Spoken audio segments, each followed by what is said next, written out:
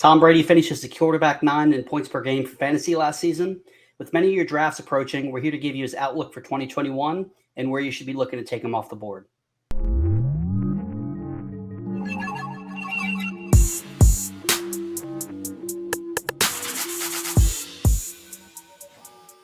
Thanks for tuning in for another fantasy outlook. Today we're going to be talking about Tom Brady and looking at what you should expect from him for the 2021 season. I'm Jay Felicio, and with me today is another member of the Front Yard family, JL Garofalo. So we're going to start off talking about the 2020 season, and Tom Brady had a very good season, to say the least. He had 4,616 passing yards, which was third most in the NFL, had 40 passing touchdowns, which was good for second most. He had a 65.7 completion percentage, and he was one of two quarterbacks to complete over 400 passes, Matt Ryan being the other one. He finished as the quarterback 9 in points per game. He's got some of the best weapons of his career, and in Tampa Bay, we know Bruce Arians is not afraid to air out the ball. He had over 600 passing attempts last year. Can he do it again? JL, we're going to start with you. What are your expectations for Brady in 2021? Yeah, I'm very bullish on Tom Brady this year. All redraft formats, I'm drafting him as my QB5, which is pretty high. It's pretty high, especially compared to his ADP. But exactly what you said, Jay. He led the league in air yards and 20-plus yard completions. He had a really high touchdown rate, and everything indicates that he's in Bruce Arians' offense, and Bruce Arians' system is all about airing the ball out. Like you said, he was number one in deep ball attempts, number one in red zone attempts, and number two in passing attempts across the league, according to Player Profiler. Think about that for a second. That's wild, right? Like, he is just the pure volume that Tom Brady is putting out is unlike what we've seen in his career, and nothing is really changing in this offense. So I'm led to believe that we're going to see the same Tom Brady that we saw last year. That volume is going to be similar, and he will hopefully have a healthy Chris Godwin, which just adds to the number of weapons around him, which I think is really the reason for this increased volume. Yeah, and Antonio Brown for full season. He didn't come on to the end of the year as well. Right. So I'm with you on everything but Tom Brady being top 5, and I'll tell you why. I love Tom Brady. This isn't me saying that I don't think he's going to be fantastic for both fantasy and real life, but there's a couple things that do concern me a little bit. The main thing is his rushing. It's non-existent. He had a total of 6 rushing yards last year. Yes, he did have 3 rushing touchdowns, but in order to get into that top 5 potential QB1 level, you got to be the Lamar Jacksons, Josh Allen's, those guys who add something with their legs as well as being able to throw the ball. I feel like he's hit his ceiling in that 9 to 10 range. Don't get me wrong, absolutely love that, but being drafted as the QB9, he's going to have to repeat with over 4,600 yards, 40 touchdowns, 43 total, adding the 3 rushing touchdowns. Granted, like you said, he's got Chris Godwin, Mike Evans, a full season of Antonio Brown. They added Gio Bernard as well to be Tom Brady's James White in this offense. But the thing that is holding me back from being able to push him up to that next echelon of player is going to be just the lack of rushing. He was 66th for all quarterbacks last year. And, he had that potential, it's saying a career year for Tom Brady is kind of hard to say, but it was one of his best seasons of his career. And before that, he was QB 16 and QB 14 the past 2 seasons. So I'm much more comfortable with Tom Brady as a high-end QB2 who's going to put up some great weeks for you. I'm not comfortable with him as my QB1. That's totally fair. I think the rushing is certainly a really important thing to look at because in fantasy, rushing is for quarterbacks, rushing is so important and giving you that nice safe floor. The thing that makes me confident in Tom Brady this season, despite the fact that he doesn't rush, is that we know what we have with Tom Brady. Consistency-wise, we have so much sample and size, as we like to say. We have a massive sample and size. We know Tom Brady's skill set. We know what we're going to get with Tom Brady. You mentioned the years previous where he was in New England, and I think that if he was still in New England, I would agree with you that he's going to be limited. Great. But the fact that he's in this system, I'm projecting him for more than 4,600. What was it? 4,600 passing yards. I have him over 5,000 passing yards projected for this season. Of course, he has an extra game, so that adds to it. Right. But I think that he's going to have a better season than last year. I think he's going to have around the same number of touchdowns, which he had 40 this past year. I think he'll be right around there this year as well. Yeah, I could definitely see that. And that's a high touchdown rate. 6.6% touchdown rate is really high. As I mentioned before, he had the most attempts, or second most attempts, in all the NFL. And so despite having the second most attempts in the NFL and a 6.6 touchdown rating, that's huge. Yeah, he had over 600 attempts last year. That's just it's mind-boggling.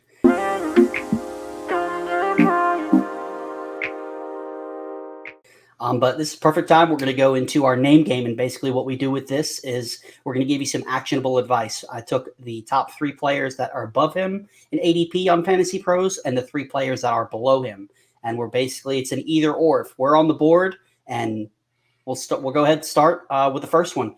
QB8 off the board right now is Justin Herbert. He's right above him. If you're on the clock, JL, Justin Herbert or Tom Brady? In redraft, I'm taking Tom Brady, and it's not super close for me. I have Herbert a full tier below Tom Brady. Okay, it's just don't think Herbert can go back to what he was doing last year, or is it just more of your confidence in Tom Brady?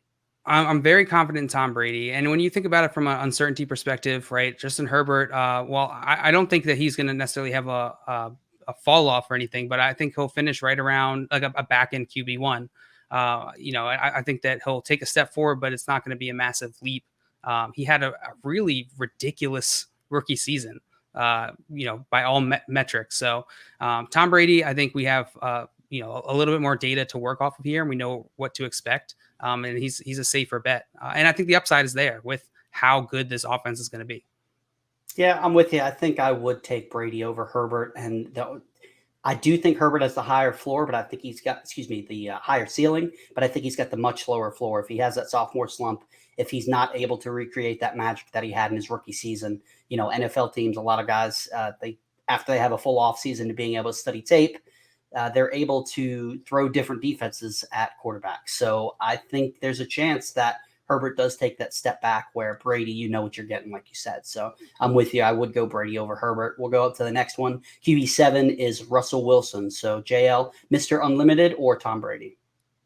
Oh man, I'm still taking Tom Brady over Russell Wilson. It's closer than it was with Herbert, but I the same points, and I think that I don't have Russell Wilson too far behind Tom Brady. He has the rushing upside, which obviously going to increase his floor, but his offense isn't as good. He doesn't have as many good weapons. DK Truther's going to come after me for that one.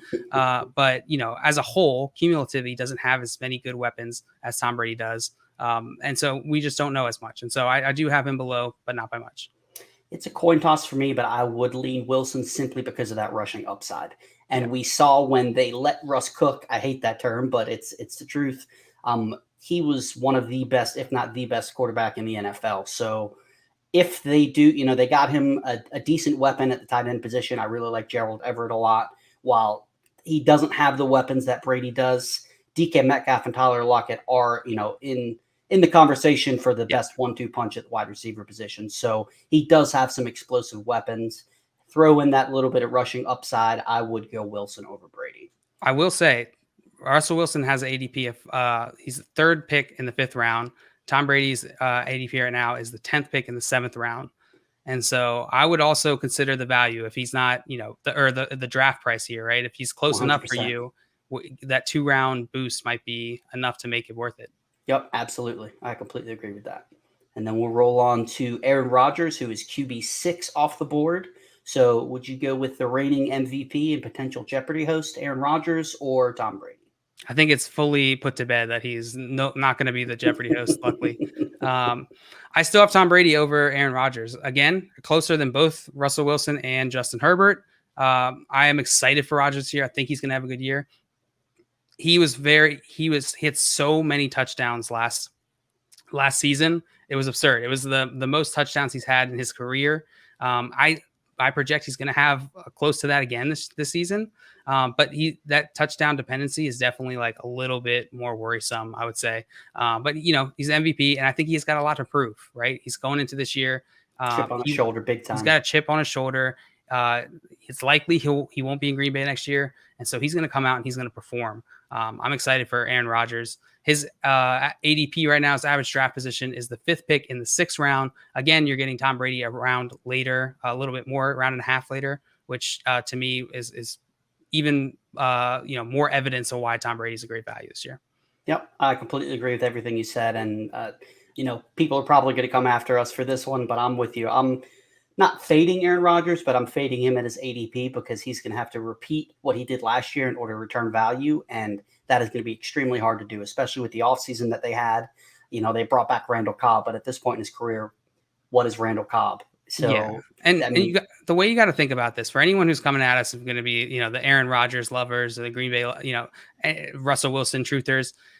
The different, what we're pointing out here is not necessarily that Tom Brady is like a massive, he's going to finish way above these other guys.